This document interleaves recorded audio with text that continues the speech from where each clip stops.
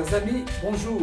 Alors chaque semaine, à Shabbat, les Juifs chantent le texte de Proverbe 31, la femme vertueuse, en hébreu, Eshet Chayil, qui peut être traduit par la femme guerrière. En effet, un soldat en Israël, c'est Chayal. La femme a en effet une grande valeur dans la Bible. Et c'est donc un texte poétique, un acrostiche des 22 versets, commençant par chaque lettre de l'alphabet hébraïque. Un auteur juif dira de Proverbe 31, 22 versets allant de Aleph jusqu'à Tav, c'est-à-dire embrassant l'alphabet hébreu tout entier, comme pour nous dire que celui qui a épousé une femme vertueuse est considéré comme ayant accompli la Torah tout entière. La pensée juive et la parole elle-même donnent une grande importance à la femme qui est un vis-à-vis pour l'homme, et que l'homme doit écouter comme pour Abraham et Sarah écoutent la voix de Sarah. Lisons ce passage, Proverbe 31, versets 10 à 31. Qui peut trouver une femme vertueuse? Elle a bien plus de valeur que les perles. Elle est revêtue de force et de gloire, elle se rit de l'avenir. Elle ouvre la bouche avec sagesse, et des instructions aimables sont sur sa langue. La grâce est trompeuse, et la beauté est vaine. La femme qui craint l'Éternel est celle qui sera louée. On ne peut citer toutes les héroïnes d'Israël, elles sont nombreuses, mais certaines sont symboliques de l'âme juive. C'est souvent à elle que Dieu s'est révélé. C'est Rebecca qui sut que Jacob serait le Béchor, le premier-né. C'est la mère de Samson à qui Dieu se révéla. C'est Déborah qui fut l'héroïne d'Israël. Et c'est Hannah qui eut la foi pour enfanter le grand prophète Samuel.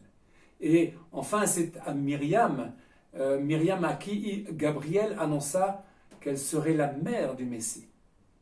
Alors parlons de Chava, ou Ève, la mère des vivants. Dès la Genèse, la femme est mise en valeur.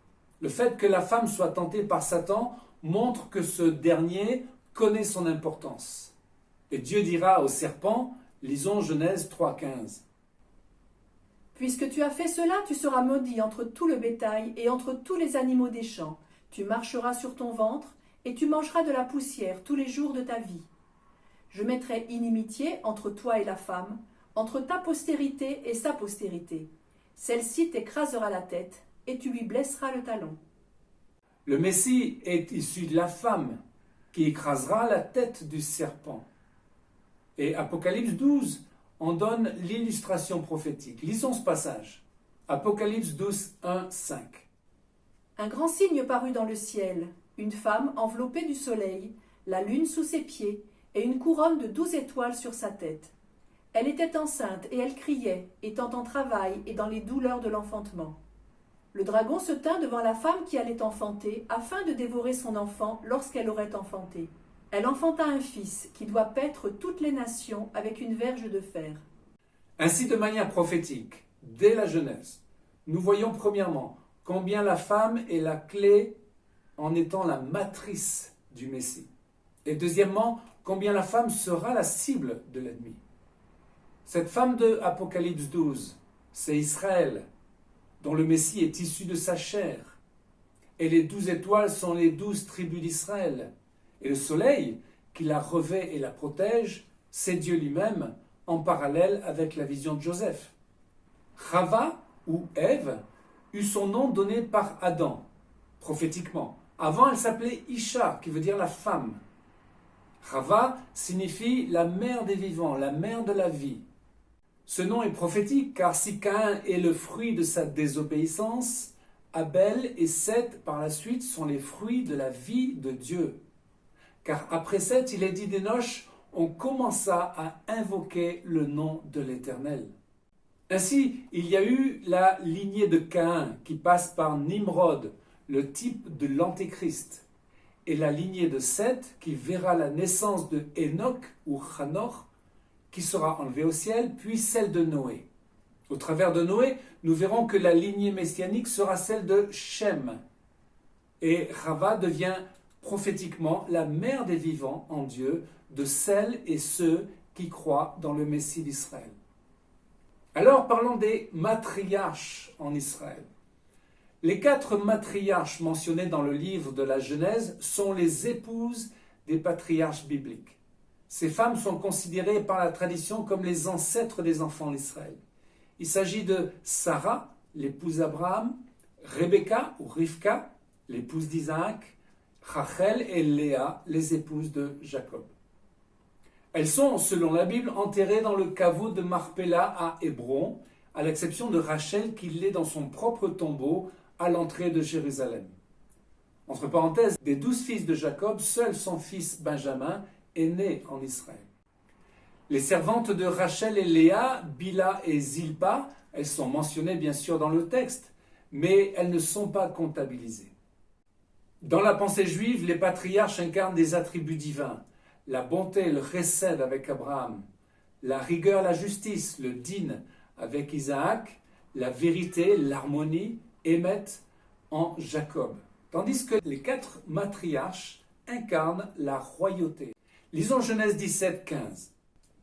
Dieu dit encore à Abraham, « Pour ce qui concerne ta femme Saraï, tu ne l'appelleras plus Saraï, désormais son nom sera Sarah.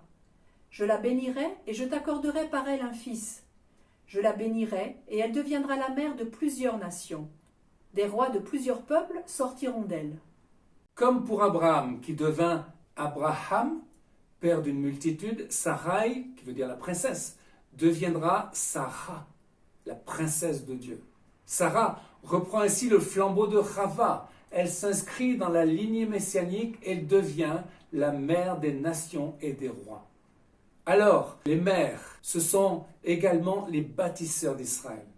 L'histoire de Ruth est extraordinaire car elle montre comment Dieu incorpore une femme non juive, moabite de surcroît, dans son plan divin. Moab était le fruit d'une relation incestueuse entre Lot et ses filles, et les Moabites étaient des ennemis d'Israël.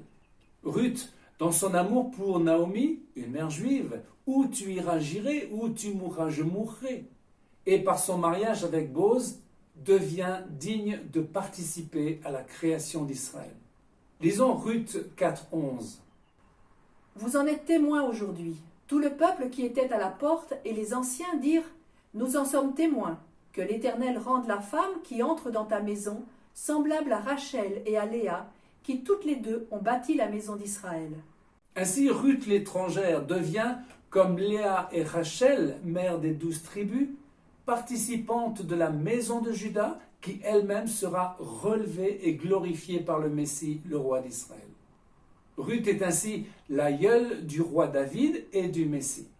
En tant que croyants non juifs, nous sommes comme Ruth, participants du plan divin au travers d'Israël. Pour finir, qu'est-ce qu'une mère en Israël? Ces mères sont des exemples spirituels pour nous croyants en Yeshua. Pour exemple, Sophie, mon épouse, avait reçu de Dieu qu'elle serait une mère en Israël. Alors qu'est-ce que cela veut dire? Premièrement, comme Rava, la mère des vivants, soyons proches de tout être humain, quel qu'il soit, parce que c'est une créature de Dieu. Également, soyons vivants dans notre foi, chaud bouillant et non tiède.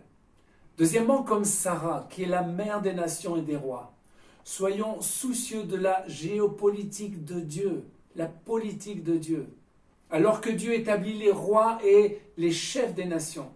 Réalisons que nous sommes également fils et filles de rois. Enfin, comme Ruth, ayons conscience que Dieu nous a placés aux côtés d'Israël pour être une mère en Israël, pour soutenir Israël en tant que peuple et nation. Chers amis, nous avons ce privilège de faire partie de la longue lignée messianique qui participe au plan divin en vue du salut de l'humanité. Et comme Rachel, qui a souffert les douleurs de l'enfantement, Dieu attend de nous que nous prenions notre part dans l'intercession et la prière pour enfanter la venue du Messie. Amen. Chers amis, à une prochaine fois pour une nouvelle vidéo en direct de Jérusalem.